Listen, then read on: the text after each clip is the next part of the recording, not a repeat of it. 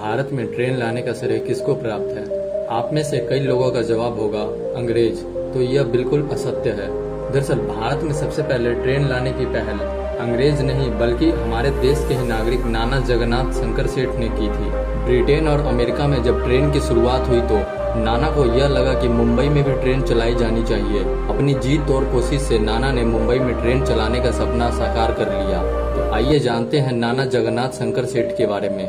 तो हेलो दोस्तों, कैसे हो? आई होप आप सभी अच्छे होंगे। अगर आप इस चैनल पे नए हो प्लीज चैनल को सब्सक्राइब कर देना और साथ में लगे बेल आइकन को दबाना मत भूलना। नई ट्रेनों और सेवाओं के मामले में भारतीय रेलवे ने जोरदार प्रगति की है। दुनिया के सबसे बड़े रेल नेटवर्क में इसे शुमार किया जाता है। इस देश की सबसे अधिक इस्तेमाल की जाने वाली परिवहन प्रणाली है।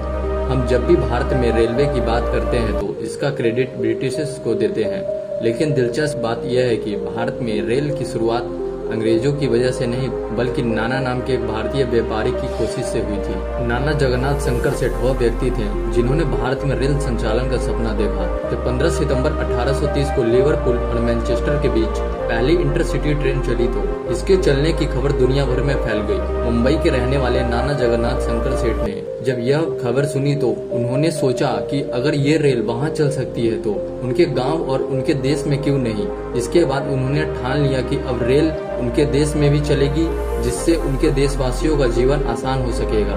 नाना शंकर सेठ का वास्तविक नाम जगन्नाथ शंकर मुरकुटे था।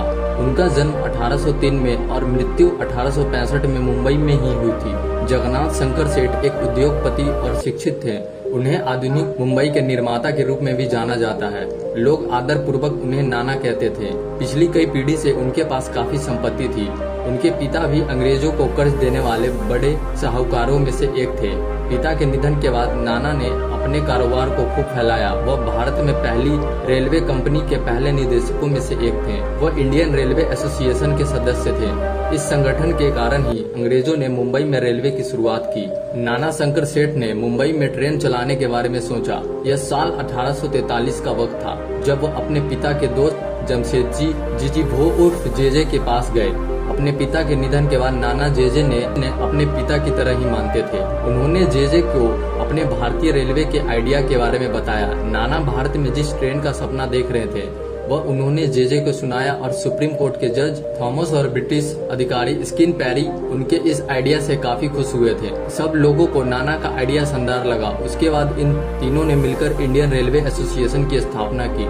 नाना ने इस आइडिया को एक रूपरेखा देकर ईस्ट इंडिया कंपनी को यह विचार दिखाया। नाना जैसे प्रभावी लोगों द्वारा रखे गए इस प्रस्ताव पर ईस्ट इंडिया कंपनी को भी सोचना पड़ा।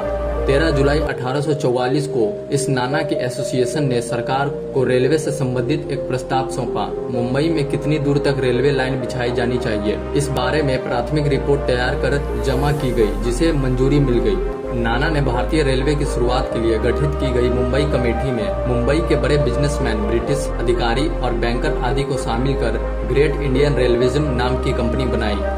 नाना की इस कोशिश के बाद 16 अप्रैल 1853 को मुंबई के बोरीबंदर स्टेशन से थाने के लिए एक ट्रेन चली। 18 डिब्बे और 3 किलोमीटर इंजन के साथ चली। भारतीय रेलवे की इस ट्रेन को फूलों से सजाया गया था, जिसमें नाना शंकर सेठ और जमशेदजी जीजूभो जैसे दिग्गज भी यात्री की तरह सवार हुए थे। महाराष्ट्र में एक चौक भी इनके नाम पर है और इनके एक railway station Mumbai central terminal का नाम नानाजी पर रखा जाने पर विचाराधीन है। वास्तव में हम दूसरों की एक एक बात जानते हैं, पर अपनों के योगदान के बारे में जानने की दूर की बात है, सुनना भी पसंद नहीं करते हैं, क्योंकि कहीं न कहीं हमें मानसिक गुलामी की आदत हो गई है।